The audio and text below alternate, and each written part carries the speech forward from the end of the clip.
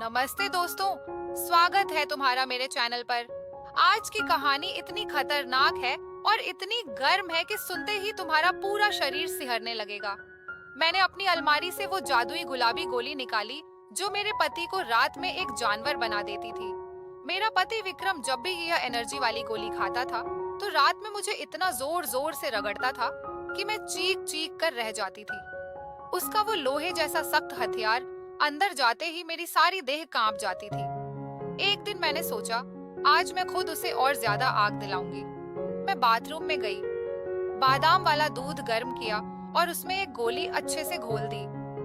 रात के 10 बजे बज चुके थे।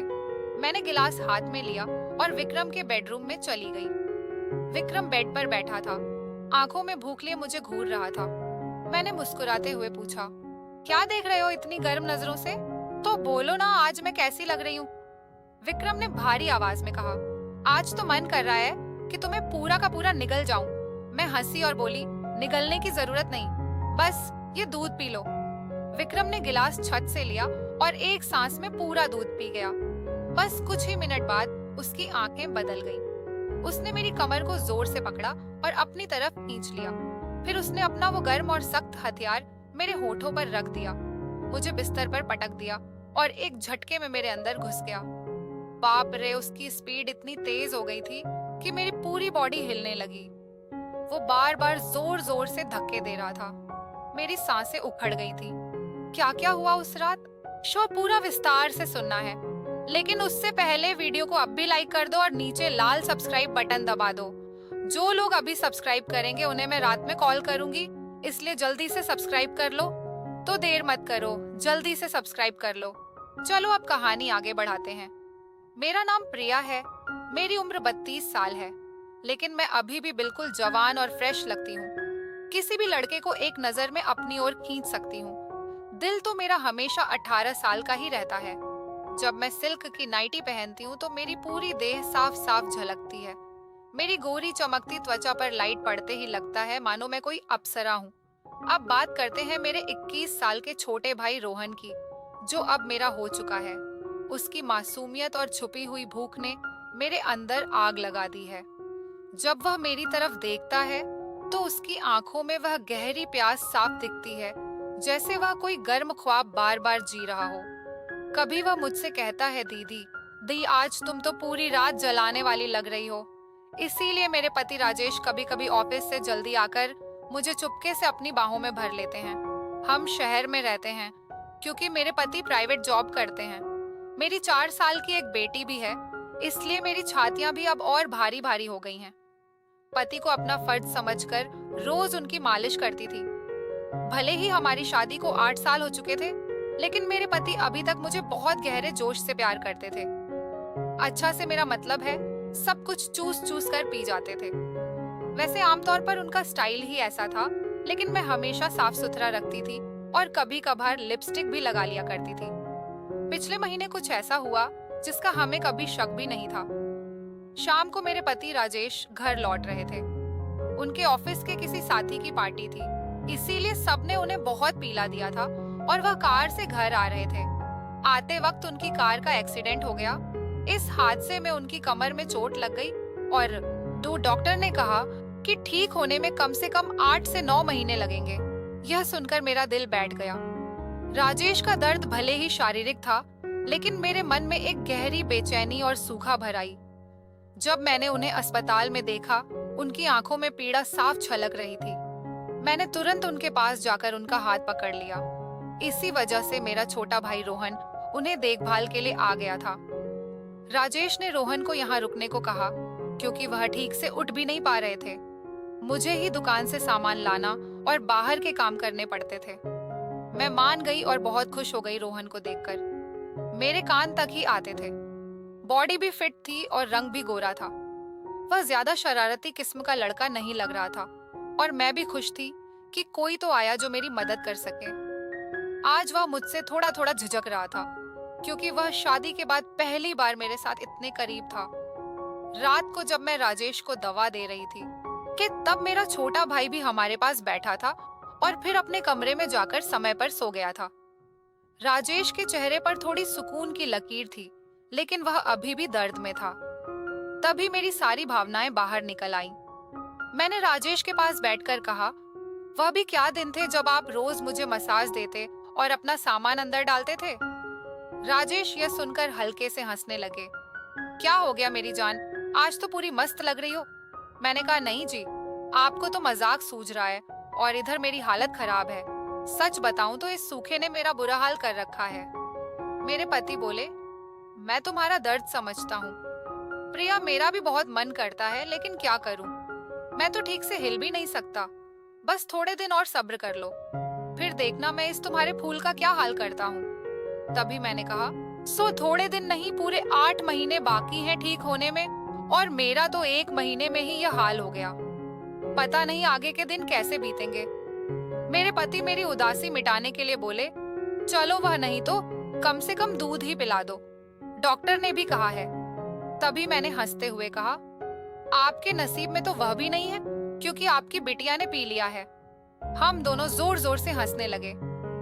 मेरे पति मुझे खुश रखने की पूरी कोशिश करते थे, लेकिन मैं क्या करूं, सब बेकार था। थोड़ी देर बाद राजेश सो गया, क्योंकि उनकी दवाइयों में नींद की गोलियां भी थी। लेकिन मुझे नींद कहाँ आ रही थी, इसीलिए मैं खड़ी होकर रोहन को देखने चली गई कि वह सोया है या नहीं। लेकिन वह अभी तक जाग रहा था और मोबाइल देख रहा था। मैंने उसके कमरे में जाकर कहा, क्या हुआ रोहन, 12 बजे बज चुके हैं और तुम अभी तक नहीं सोए। लगता है तुम्हारे मन नहीं लग रहा है।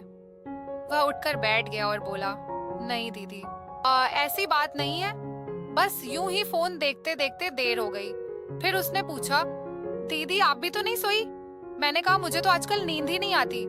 रोहन ने पूछा, क्यों, क्या बात हो गई। मैंने हंसते हुए कहा, नहीं वो मैं तुम्हें नहीं बता सकती, जब तुम्हारी शादी होगी तो तुम्हें खुद ही पता चल जाएगा।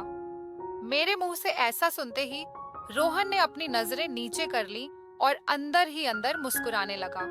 तभी मैंने कहा, अरे तुम तो इतनी सी बात पर शर्मा गए। अच्छा बताओ, अभी तक कोई लड़की लाइन की है या नहीं। रोहन कुछ नहीं बोला, उसे अभी भी झिझक थी। तभी मैंने उसका हाथ पकड़ा और कहा, अरे पागल, अपनी दीदी से इतना मत शर्माओ। वह धीरज से बोला, दीदी सच बताऊं तो ऐसी बातें मैंने अभी तक अपने दोस्तों से भी नहीं की हैं। मैंने कहा, अच्छा तुम मुझे अपना दोस्त ही समझ लो ना, क्योंकि मुझे ऐसी बातें करने में बहुत मजा आता है। रोहन ने कहा, हाँ दीदी, एक थी, लेकिन उसने मेरे से बातें बंद कर दी हैं। मैंने पूछा, तुमने उस कर दी होगी ना। रोहन बोला, नहीं दीदी, सच बताऊं तो मैंने उसे ठीक से छुआ भी नहीं था। मैंने मुंह बनाते हुए कहा, तुम तो बड़े सीधे हो। चलो कोई बात नहीं, अब तुम मेरे पास आ गए हो तो मैं तुम्हें अपना खिलाकर जवान कर दूंगी। मैं बातें करते करते रोहन के कमरे में ही सो गई थी। सुबह जब मेरी आंखें खुली तो रोहन बेड पर बैठा हुआ मुझे ही देख रहा था। मेरे उठते ही रोहन ने मुझे गुड मॉर्निंग बोला। जब मैंने पूछा, क्या देख रहे हो, तो वह बोला, दीदी हुई आप सच में बहुत हॉट हो। मैं मुस्कुराते हुए बोली, अच्छा तब तुम सुबह सुबह हॉटनेस का मजा ले रहे हो और रात को तो बड़े शर्मा रहे थे। वो मुस्कुरा के पूछने लगा, दीदी आप बुरा ना मानो तो एक बात पूछ सकता हूँ। मैंने कहा, अरे पागल, मैं क्यों बुरा मानूंगी, पूछो क्या पूछना है। उसने मुझसे कहने लगा, दीदी सच सच बताना, आप जो 2.5 किलो की ये थैलियां लिए घूमती हो, आपको भारी नहीं लगता क्या। वो उसकी अब बात सुनकर मेरी हंसी छूट गई। इसके बाद रोहन मुझसे काफी खुल गया था और अब वह मुझसे ज्यादा शर्म नहीं करता था। इससे मैं भी बहुत खुश थी, क्योंकि अब मेरा भी समय अच्छे से बीतने लगा था। रोहन को आए हुए 19 दिन बीत चुके थे और वह मुझसे काफी घुल मिल गया था। वह बाहर के सारे काम कर देता, बाजार से सामान ले आता और अपने जीजा को भी सहारा देता। मेरी तो बहुत सेवा करने लगा था। शाम को मेरा सर भी दबा दबा देता और कभी कभी मेरे शरीर को भी गहरा सुकून देता। लेकिन मेरी चाहत दिनों दिन बढ़ रही थी और मैं मेरे पति की हालत अब भी वैसी ही थी। अब सब कुछ मेरी बर्दाश्त के बाहर हो चुका था। मैंने सोचा कि अब तो रोहन ही है जो मेरी मदद कर सकता है। आज मैंने पक्का इरादा कर लिया कि आज रोहन से काम ले ही लूंगी और अपने सूखे हुए बगीचे को रोहन से ही सींचवा लूंगी। उसके बाद मैं किचन में खाना बनाने चली गई। जैसे ही रोहन नहाकर ताजा होकर किचन में आया, मैंने दूध निकालने का बहाना बना दिया। मैं किचन में ही ब्लाउज नीचे करके दूध निकाल रही थी। मेरी बेटी अभी नानी के घर गई हुई थी क्योंकि घर में उसे देखने वाला कोई नहीं था, इसलिए अब बाकी का दूध निकालना पड़ता था और घर में मेरे पति और रोहन के अलावा कोई नहीं था, तो मुझे डर भी नहीं था। जैसे ही रोहन अंदर आया, वह मुझे देखकर एकदम हक्का बक्का हो गया और कहने लगा, सॉरी दीदी, मुझे माफ कर दो। मैंने देखा नहीं और बाहर जाने लगा। तभी मैंने उसे रोक लिया। अरे रोहन, क्या हुआ? कोई बात नहीं, अंदर आ जाओ। रोहन बोला, दीदी ऐसे मैं अंदर कैसे आऊं? मैंने कहा, ऐसे वैसे मत करो और जल्दी से आकर मेरी मदद करो। रोहन का मन भी कर रहा था, लेकिन मैं उसकी दीदी थी, इसीलिए वह थोड़ा हिचक रहा था। फिर मैंने उसे कहा, अरे इतना क्या शर्मा रहे हो? अब जल्दी से आओ और मेरी मदद करो। धीरे धीरे रोहन किचन में आ गया और पास आकर खड़ा हो गया। वह मुझे देखता ही रह गया। तभी मैंने कहा, ऐसे क्या घूर रहे हो कि क्या तुमने आज तक नहीं देखा? वह बोला, माँ कसम दीदी, मैं आपको बता नहीं सकता कि मुझे कैसा लग रहा है। बहुत ही कमाल है दीदी। मैंने कहा, तारीफें करना छोड़ो और यहाँ मेरी मदद करो। तभी रोहन बोला, दीदी मुझे नहीं पता कैसे करना है। तो मैंने कहा, अरे बेवकूफ, इसमें कुछ नहीं करना, ये लो पकड़ो और बस धीरे धीरे दबाओ। थोड़ी देर बाद जब रोहन के हाथ तेज होने लगे, तो मैंने सोचा कि अब मेरा आगे झुककर सही से काम करने का समय है। मैं आगे झुकी और रोहन ने पीछे से मेरी देखभाल करने लगा। लेकिन कुछ देर में ही रोहन का सामान से पानी निकल गया। तो देखा कि रोहन का काम तो पहले ही खत्म है। उसे देखकर अब मेरा मन बहुत उदास हुआ, लेकिन फिर भी मेरी हंसी निकल ही पड़ी। मैंने नाराजगी से रोहन को थप्पड़ मारते हुए कहा, ये क्या किया बेवकूफ, तुमने तो शुरू होने से पहले ही फिनिश कर दिया। इसके बाद जैसे ही रोहन का जोश उतरा, उसने हड़बड़ाते हुए कहा, सॉरी दीदी, वो सॉरी, वो मैंने ऐसा कभी नहीं किया, इसलिए मुझसे ऐसा हो गया। मैं अभी जाकर साफ करके आता हूँ। और उसने मेरी एक भी बात नहीं सुनी और तुरंत किचन से चला गया। मैंने भी उसे ज्यादा नहीं रोका, क्योंकि मैं समझ चुकी थी कि यह उसके लिए इतना आसान नहीं होगा। इस चक्कर में आज खाना भी लेट हो गया था, इसीलिए मैंने जल्दी से खाना तैयार किया और राजेश को कमरे में देने के लिए चली गई। वह अब भी बैठे बैठे खाने का इंतजार कर रहे थे। राजेश बिल्कुल सीधे साधे और नरम दिल वाले